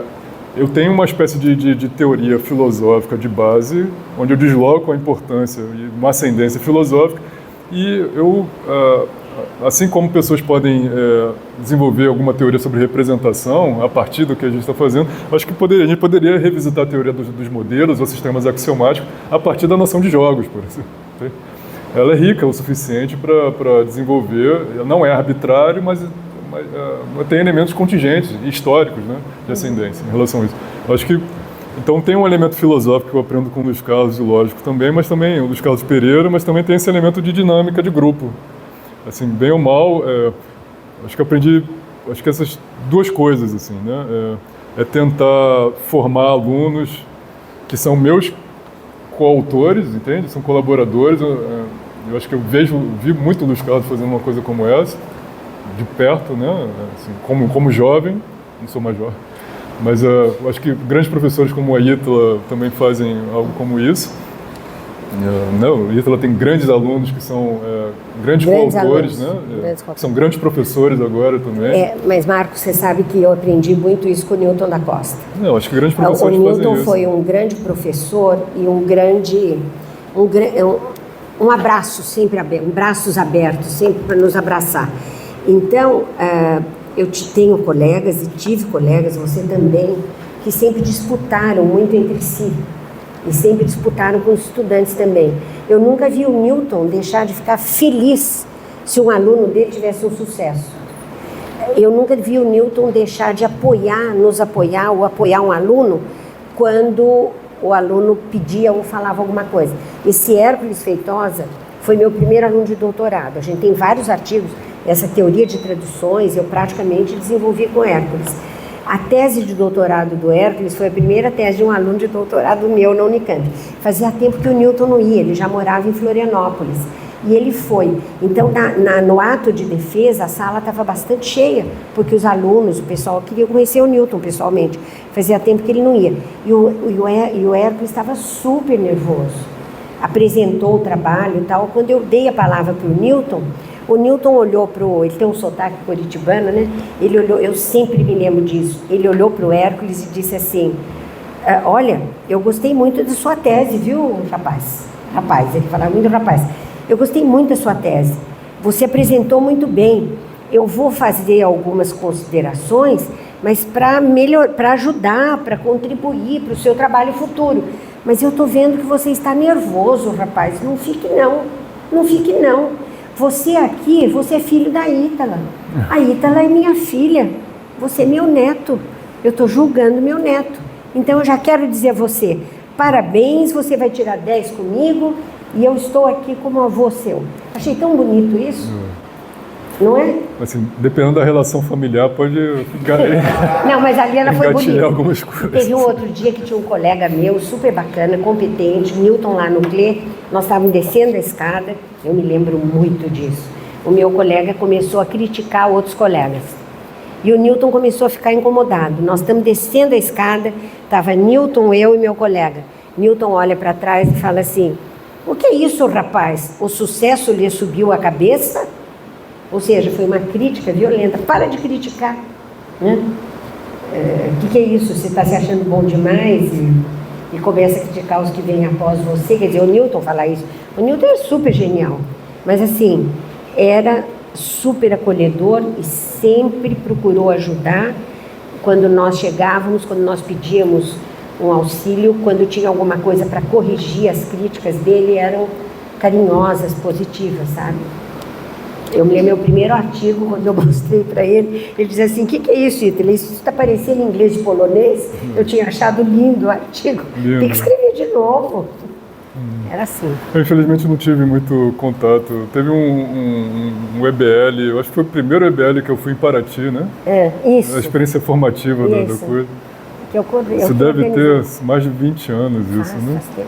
Aí tinha Newton da Costa, tava o Smullian também, e tava o Hintica o Lopes também. Escobar, o Hintica. Foi muito interessante. Foi interessantíssimo. Aquilo, né? Formativo também. Acho que teve uma escola de lógica na Unicamp. Acho que eu estava no mestrado. 80 anos do Newton. Foi bem interessante. 15, 17 anos. Então veja a importância desses eventos. Para acompanhar. Talvez eu vou passar rapidinho aqui em algumas coisas que você falou. Eu quero falar uma coisinha sobre o Instituto. Aí, também para não atrasar também a próxima discussão de... Mas muito obrigado, assim, tem alguém com uma leitura tão qualificada, assim, é muito, muito bom. Né? Certamente eu vou introduzir e rever algumas coisas agora nessa... Pouquíssimas, né? Não estrutural, não precisa mexer muito não, se senão não sai o livro. Estrutural, eu não consigo sair mais desse livro, aí vai me espiralizar para baixo, assim, né? Então, você pergunta sobre auto-organização. Eu acho que é uma pergunta muito interessante. Eu não tinha pensado em introduzir esse elemento de auto-organização. Mas, mais uma vez, eu acho possível introduzir. Né? Uma das coisas que eu gostaria é que esse livro ele abrisse caminho, ele não fechasse caminho. Entende? Muitas das críticas que eu faço a essa tradição do Brandon, que também foi um professor importante na minha formação, é que ela fecha alguns caminhos. E fecha alguns caminhos que eu não gostaria que fossem fechados. Eu gostei da sua crítica a ele. Você o adota, mas critica. Eu não entendo porque eu tenho uma noção de inferência muito atrelada a um espaço de razão, muito abstrato, intelectual, dialógico, onde pessoas têm que ter plena competência linguística para lidar com ele. Ou seja, ele tem que participar de um jogo muito abstrato, dialógico, de dar e receber razões para você ter inferências. É isso mesmo? Ou para você participar de elementos conceituais. O Brandon ele sai dessa falando, eu não tenho interesse em outras espécies não humanas. Mas veja, até na espécie humana isso vai dar problema também. Porque, veja, se para crianças pré-linguísticas elas não têm elementos inferenciais, então se alguém sofre algum acidente, perde fala, ela vai perder conceito também. Ou ela vai perder, sei lá, autistas de nível de suporte alto, que não articulam, são mais afásicos, eles não têm conceitos, eles não fazem inferências. Eu acho inadequado isso. E de partida. Ou seja, há uma restrição ao proposicional inaceitável. Ele faz um tipo de restrição de saída, com a qual eu acho que você não precisa se comprometer com uma coisa como essa. Acho que tem outros elementos aí de base, eu acho que políticas, ideológicas, que talvez ele não fale, ele não explicite, mas que eu não compro, eu não preciso comprar. Então, o que eu estou tentando fazer nesses últimos trabalhos, nesse livro, é abrir mão da noção de espaço de razão. Eu sou inferencialista, expressivista sim, mas eu não vou cair nessas armadilhas intelectualistas do espaço de razão. Eu não preciso ter o ato de fala, da asserção, como ato originário da conceitualidade, da inferência, da lógica. Por que eu deveria, pessoal? Veja, só porque tem luz, só porque eu consigo fazer mais coisas, só porque é mais sofisticado. Mas veja, é fora dessa luz do ato de asserção que tem muita coisa acontecendo interessante também, inclusive coisas políticas. Eu acho extremamente antropocêntrico e especista. Então, se a gente olha pelo menos para outros companheiros primatas nossos da história natural, a complexidade social que esses grupos têm, e inclusive afetiva e conceitual e inferencial também, como é que você vai organizar um grupamento coletivo social complexo, sem inferências, e eu preciso de um ato de fala para ter conceitos? Eu acho errado. Aí eu falo que é errado mesmo. Eu acho errado e nocivo para isso. Então, eu recuo para os jogos de linguagem. Os jogos de linguagem são corporificados, são históricos, são indeterminados também, mas a gente já joga eles e são naturalizáveis, entende? Então, outras espécies não humanas, eles jogam jogos. Crianças pré-linguísticas humanas também jogam jogos. Já são inseridas em práticas regulares, com algum tipo de elementos normativos. Se eu tenho isso, tá beleza. Aí a gente, daí eu consigo fazer com o próprio instrumental que o Brandon dá, mas que ele não quer usar para outras coisas, mas é problema dele, não é problema meu em relação a isso. Então, sobre a auto-organização, Ítalo, não é um conceito central para o que eu estou fazendo. Pode ser desenvolvido, assim como tem uma espécie de teoria do modelo, sistemas axiomáticos para o que eu estou apresentando, eu acho que pode. Eu não fecho esse caminho, assim.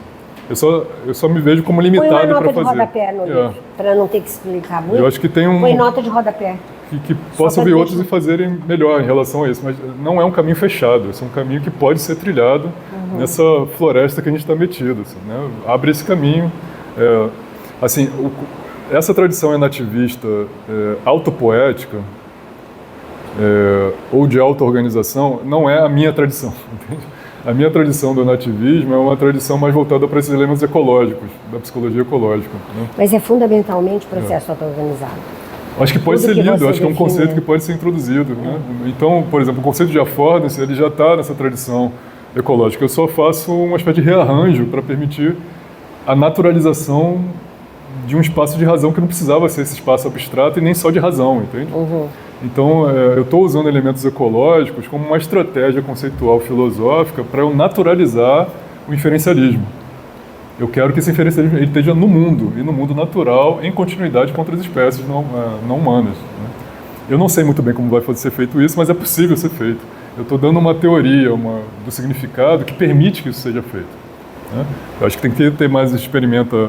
Inclusive elementos empíricos, de experimentação empírica, científica, para ser feito. Mas tem pessoas fazendo melhor isso. Então, a auto-organização não é um conceito que eu uso. A tradição, acho que eu estou mais próxima do enativismo ecológico e do enativismo radical, porque eu acho que é mais próximo do Wittgenstein, do segundo Wittgenstein. Olha, o que aí eu me nós sinto mais à temos vontade. estudado nos nossos trabalhos interdisciplinares, o enativismo, ele é essencialmente auto-organização.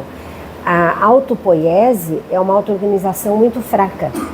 Tá? Então, a relação entre enativismo e processos auto-organizados é muito mais forte do que entre autopoiese e auto-organização. Bom, eu vou colocar uma nota sobre isso, você tem toda a razão, acho que é importante. Na verdade, não era nem um conceito que eu estava pensando, mas é um conceito que se enquadra bem, É fundamental compatível. no nativismo que os processos são essencialmente auto-organizados. Então, acho que isso responde o porquê que eu estou introduzindo essas noções de nicho conceitual, nicho inferencial, porque eu não quero só que o espaço de razão esteja no mundo. Isso. Eu quero que o espaço de razão seja vivo. Entendeu? Eu quero que ele seja orgânico. Eu quero que ele seja biológico também. Não só social, não só cultural, não só histórico. Mas que ele esteja no mundo vivo. Que ele possa nascer, que ele possa crescer, que ele possa se desenvolver e, eventualmente, morrer. E, historicamente, ser morto.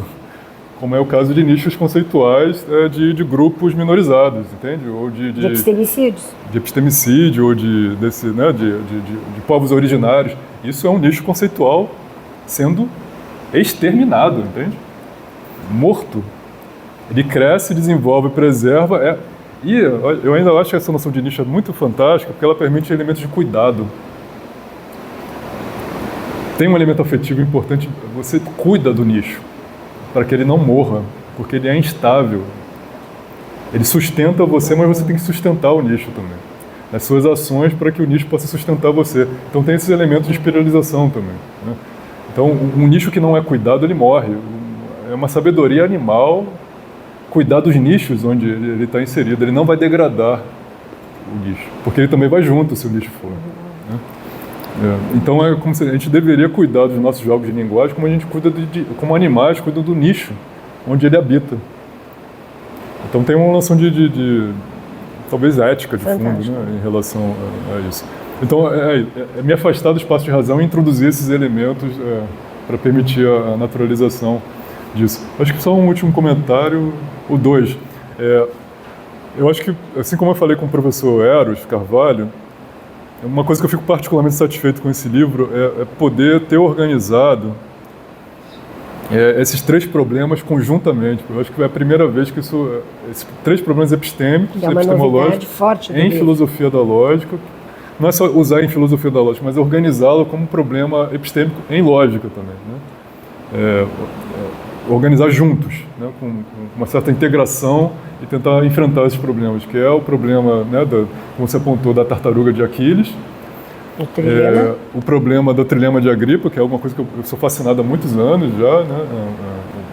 Eu tenho essa ascendência mais pirrônica, mais cética, ou do segundo Wittgenstein também, e esse terceiro problema da armadilha de Quine.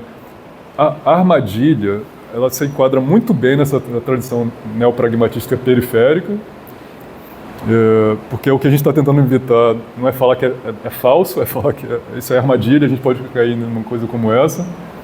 Quais são os cuidados que a gente tem que tomar para não cair numa armadilha como essa, porque tem essa consequência conservadora de esvaziar o debate. Então eu não falo contigo porque você tem uma outra negação, entende? Eu vou falar aqui com a pessoa que tem a minha negação. Não, mas pior do que isso, quem fala bem sou só eu. Você fala outra coisa, eu posso até falar com você, mas não é o mesmo assunto, porque quem sabe falar essa língua sou eu, somos só os europeus. Eu fiz um link agora com o que o professor João Carvalho comentou com a gente também. A própria ideia grega da filosofia antiga do bárbaro, o bárbaro, aquilo que não é racional, que não é logos, você nega o logos desses bárbaros, a formação do bárbaro, da palavra, do conceito bárbaro é onomatopoético, é um bababá. A pessoa ela fala um bababá, você não consegue nem entender, ela não tem língua. Ela é uma coisa tão externa a você, não é nem uma disputa verbal, entende? Talvez ela está falando uma coisa que não é nem lógica. Que depois os romanos, de uma certa forma, adaptam, absorvem isso também, né?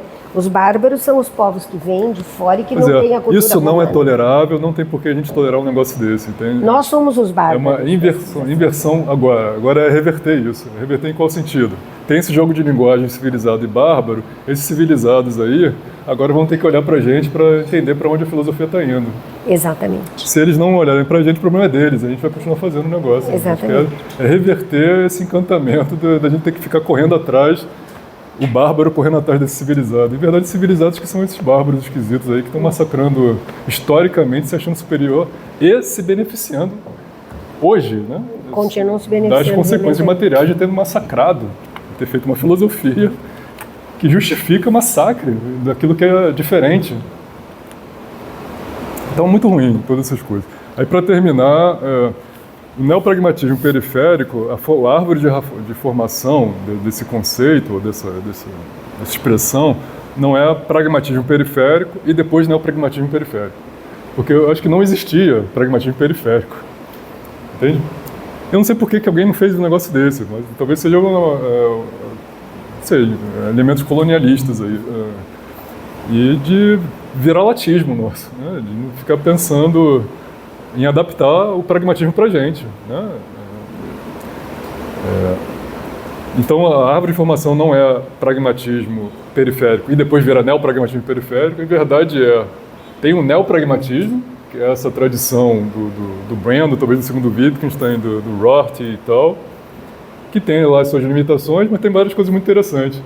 Aí, a partir disso, a gente vai fazer uma inflexão nossa, entende? Para os nossos, não caindo nessas armadilhas do norte global, entende? Inclusive de LP é a única lógica. Francamente, cara, entende? Assim, ele veio um susto quando eu li. Ele se virou vira humanista. aí, eu não vou participar desse o jogo de Proust é uma linguagem. pessoa entendeu? brilhantíssima, mas ele assume como se ele fosse um dos criadores da lógica paraconsistente, é o Newton da Costa e As Costa. Ele chegou depois, ele tem trabalhos espetaculares, mas depois que eu vi que ele passou a defender, depois ele fala que não, monismo, mas a boa lógica é a LP. Que não é nem dele, né? Entende? A coisa pega de uma pessoa foi subalternizada em função dessas dinâmicas históricas materiais. Aí você toma a autoria do negócio, publica maciçamente, porque todos os meios institucionais beneficiam esse determinado grupo. Aí ele ganha esse protagonismo e depois fala que é só dele. Isso é um processo colonial, meu. Entendeu? E a gente não vai participar de um negócio desse, não vai ser tolerável. Entendeu? Eu acho que E o princípio de tolerância de Carnap não desempenha papel nenhum pra gente, assim, com essa questão do colonialismo filosófico e lógico, eu não sou tolerante. Não é para ser tolerante. Não é cada um faz a sua lógica dessa maneira, não. Então é bloquear isso também. Né? E eu acho que com esse livro a gente tem uma espécie de elementos conceituais que começa a ter, né? Assim, muito para ser feito, para assumir um quadro de assimetria, ou seja, reconhecer que tem assimetrias e reconhecer que a gente está no lado mais fraco da assimetria, e sempre teve, entende? Nesses elementos históricos. E a gente vai fazer a partir disso. E contra nós estamos isso. no lado mais forte, mas temos mostrado que somos fortes, porque temos resistido esses anos todos. E agora estamos, inclusive... Mas a gente precisa de uma filosofia que não debilita essa possibilidade. Isso. Que encoraje essa possibilidade de resistência. E eu acho que também não é só de resistência, é de tomada de poder também. Por isso que é um elemento de soberania. Por isso que ela é política. A gente vai se assenhorar dos jogos de linguagem que a gente já está... Impor os nossos. Impor os nossos. Muito bom. Então, muito obrigado, professora Rita. Muito legal a discussão. Eu acho que eu não consegui adressar todos os tópicos, mas a gente vai conversar muito mais sobre isso. Nós temos 10 minutos? Você pode falar sobre a questão do... Quem é o Thiago? Não. Que colocou lá 10 minutos. Eu queria só contar para vocês, eu até falei já no Lógica Viva, numa entrevista, que nós tivemos um Instituto Nacional de Ciência e Tecnologia aprovado na área de filosofia. Eu queria contar sobre o que é, porque eu estou querendo que o Marcos participe, sabe? Ou quem quiser aqui também. Está em inglês, porque eu apresentei muito rapidamente em Moscou agora, no meio também de uma conferência, e eu quero falar para vocês o seguinte: os Institutos Nacionais de Ciência e Tecnologia, não sei se vocês já ouviram falar, corresponde a um programa que foi criado por nosso Luiz Inácio Lula da Silva, Lula II, no segundo mandato dele em 2008. E esse programa, ele foi criado pelo Ministério de Ciência e Tecnologia, com apoio CNPq, que é do Ministério, e qual era o objetivo? Criar institutos virtuais que deveriam desenvolver ou trabalhar sobre temas de interesse nacional, com a propositura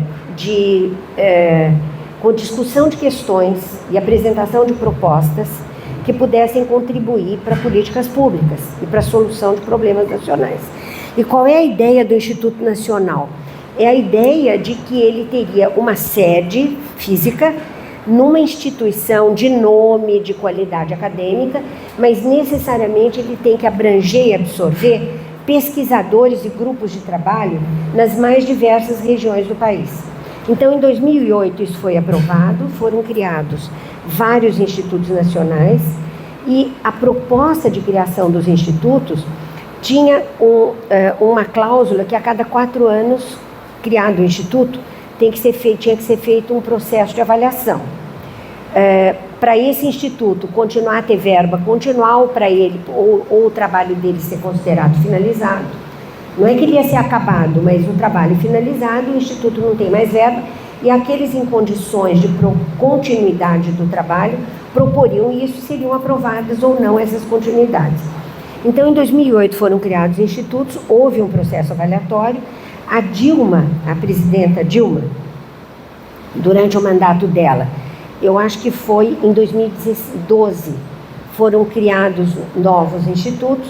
Muito bem, aí houve o golpe em que ela foi destituída do poder. Quando foi em 2018, no governo do inominável miliciano assassino, eu sou surpreendida, estou contando a história, porque eu entrei nisso aí também. Eu sou surpreendida com o telefonema do CNPq me perguntando se eu podia fazer parte do processo avaliatório dos institutos nacionais. A minha primeira resposta foi que não, eu não queria fazer parte de comitê avaliatório nenhum no governo Bolsonaro. Aí alguns colegas lá do CLEI da Unicamp disseram: Ítala, por favor, o Bolsonaro está fazendo o processo avaliatório, que deveria ter sido em 2016 e em 2018, porque o objetivo que constava era acabar com o programa. Aí me pediram para aceitar, eu fui para Brasília, foi uma semana, um trabalho intenso, e foi um negócio assim, altamente motivador, instigante, gratificante. Como eu trabalho com lógica, às vezes eu sou chamada para ser de comitê de humanas, de filosofia, e às vezes de exatas, porque eu tenho formação em matemática. E exatamente nesse processo avaliatório, eu fui para a área de exatas. Bom, os projetos que eu analisei, os relatórios, foram coisas espetaculares. E o comitê era constituído por 3 pessoas, eu da lógica da matemática, um químico do Rio Grande do Sul e um professor da engenharia aqui de Recife. Então éramos 3. E os 3 estávamos lá, na verdade, pelo mesmo motivo, para salvar os institutos nacionais. Então o que aconteceu foi que a gente fez um parecer super legal, os trabalhos eram espetaculares. Só que desde a Dilma não tinham sido abertos as inscrições para institutos nacionais. Quando eu estava em Moscou, em 2024, um pessoal do meu grupo interdisciplinar, que o Marcos já falou lá, que é um grupo interdisciplinar de muito tempo, que tem proposta apoiada, vários livros publicados, é um grupo que se chama Grupo Interdisciplinar CLE Auto-Organização. Nós temos trabalhado com teoria de sistemas, informação, teoria de sistemas, auto-organização e complexidade. Aí o pessoal me escreve: Ítala, nós temos que propor um Instituto Nacional. Eu disse: olha, mas a minha experiência lá é que os institutos nacionais até aqui são nas áreas de exatas, engenharias e biológicas, porque é onde nós temos problemas, objetivos, questões estruturais para propor coisas nacionais. Havia institutos na área de humanas, em geral em ciência política, mas em filosofia não tinha instituto nenhum.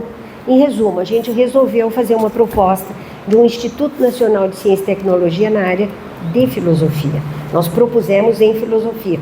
Foi feito, eu voltei de Moscou, nós acabamos correndo, deu um trabalho terrível, e nós propusemos o Instituto centrado, e agora? Apareceu. Centrado em informação. E a nossa proposta foi um Instituto Nacional de Informação para uma economia solidária e sustentável. E o que foi? Foi uma surpresa, gente. Nós tivemos pareceres vários, assim, muito bons.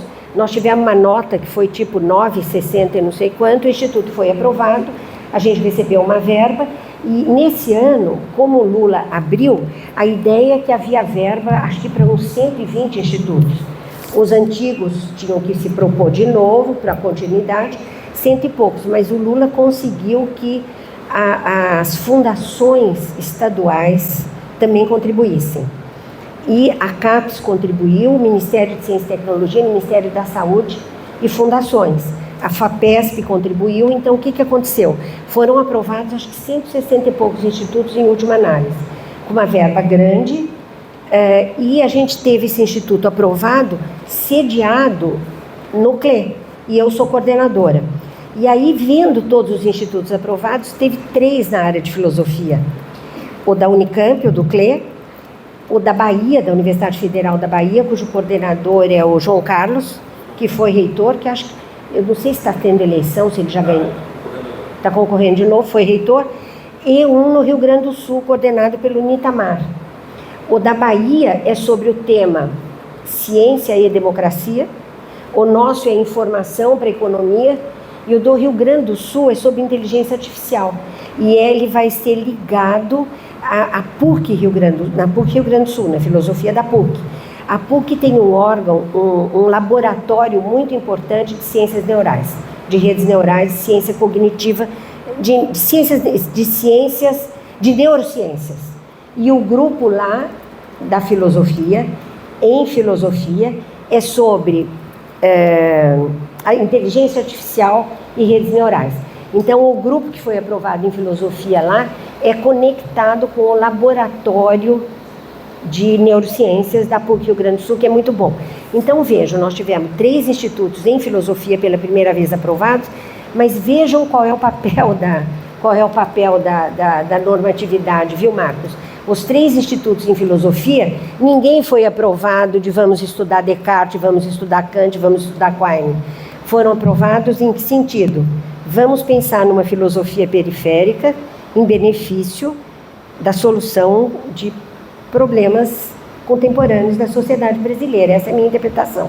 Então, o que acontece? O nosso instituto, ele tem por propósito, nós focamos em informação, que é algo que nós temos trabalhado, e sistemas complexos para justificar na filosofia e uma base conceitual. Objetivos. Nós vamos trabalhar, vocês vão ver depois, tem vários órgãos e grupos brasileiros trabalhando. Nós temos, centrado no CLE, mas nós temos professores da USP, da Unesp, da Federal de Roraima, da Federal do Pará, de Minas Gerais, Mato Grosso do Sul, que fazem parte do projeto. E, fundamentalmente, ele vai ser baseado de acordo com as novas normas, no ensino médio foi criada uma disciplina que chama empreendedorismo. Então, nós propusemos, o que nós vamos fazer?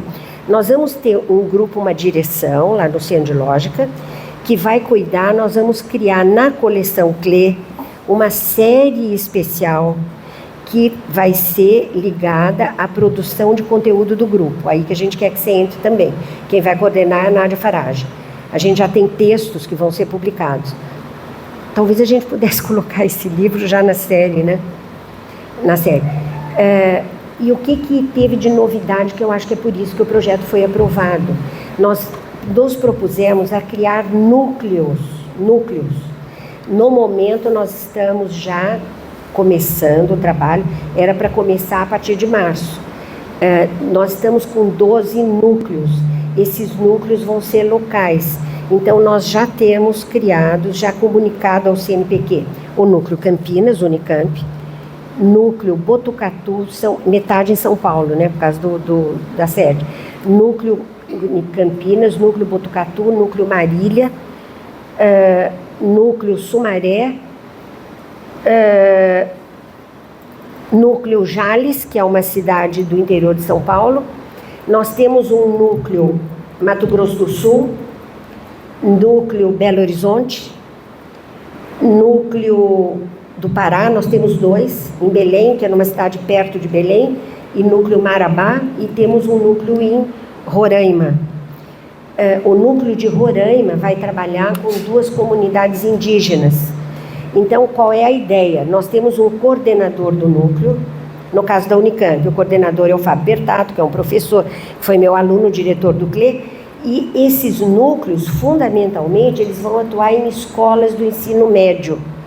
Então, nós temos o coordenador do núcleo, que é ligado ao projeto, e nós vamos ter na escola um professor da escola responsável, e nas turmas que vão ser trabalhadas, nós vamos ter um aluno do ensino médio líder responsável.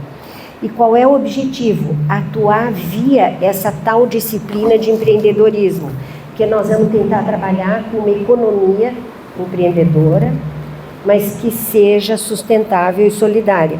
Nós vamos tentar trabalhar com os estudantes a formação para que se pense num país solidário e sustentável. E o que foi bacana? Estou contando, nem vou passar slide. O que foi bacana? Nós temos já 12 núcleos. No Pará, em Marabá, vai ser através do Instituto Federal, que já trabalha com escolas. Na Unicamp vai ser diferente, porque nós vamos trabalhar no colégio de aplicação. Então, nós vamos ter vários tipos de trabalho. Em Marabá vai ser através do Instituto Federal. O núcleo do Pará vai ser coordenado pelo Sérgio. Você conhece o Sérgio Nunes? Antônio Sérgio Nunes. Ele vai trabalhar numa cidadezinha que eu esqueci o nome, Pinda, não sei o quê. É no núcleo quilombola, numa escola que trabalha no núcleo quilombola, a 250 quilômetros de Belém, e o núcleo de Roraima em 2 comunidades indígenas. E o que a gente ficou... Eu tenho uma verba boa, mas eu recebi verba para 200 bolsas. Então, nós temos bolsa para os coordenadores de núcleo, os professores das escolas vão receber uma bolsa, não é muito, é R$750 por mês, mas disseram que é muito bom. O professor da escola indígena falou que R$750 por mês de adendo salarial é importante, e a gente tem a bolsa, que é a bolsa de desenvolvimento cultural, que é a única que pode ser dada para gente que não tem ensino superior, é uma bolsa do CNPq. A gente vai dar bolsa para os alunos da escola que vão liderar o trabalho, aluno de escola média. Então, todo mundo que tem possibilidade de organizar um núcleo, ainda talvez a gente tenha possibilidade, numa escola com trabalho. O trabalho tem que ser objetivo dentro de uma escola, com uma classe ou com um grupo de salas, coordenado por um professor da escola, com alunos em cada classe. E a gente tem a possibilidade de dar bolsa para os alunos. A bolsa do aluno é a tal de bolsa de ADC2, que é R$300.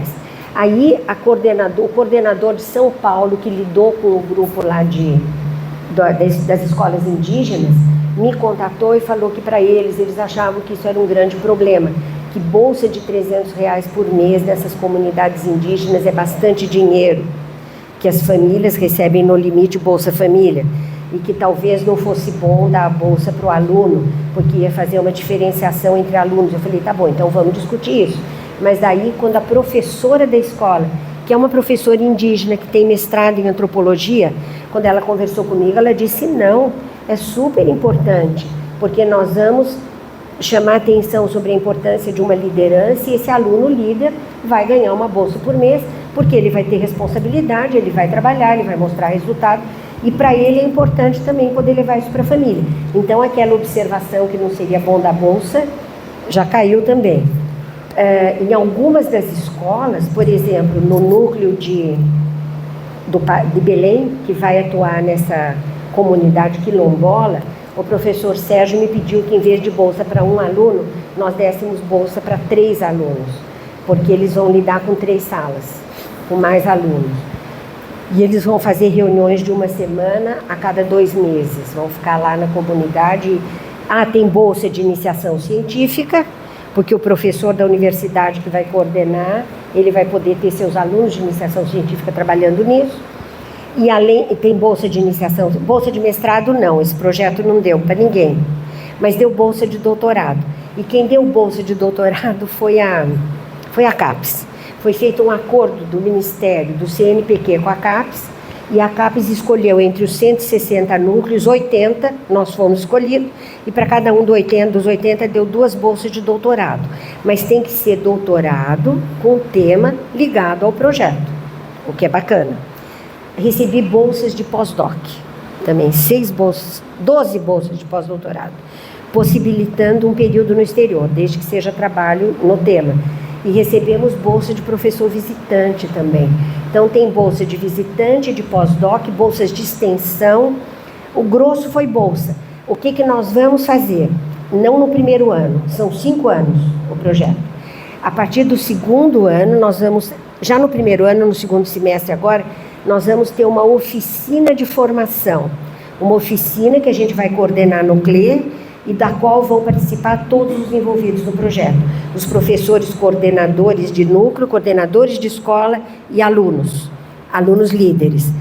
E, uma vez por ano, nós vamos ter um evento no CLE, onde nós vamos reunir todo mundo e que nós vamos dar pequenos cursos de formação.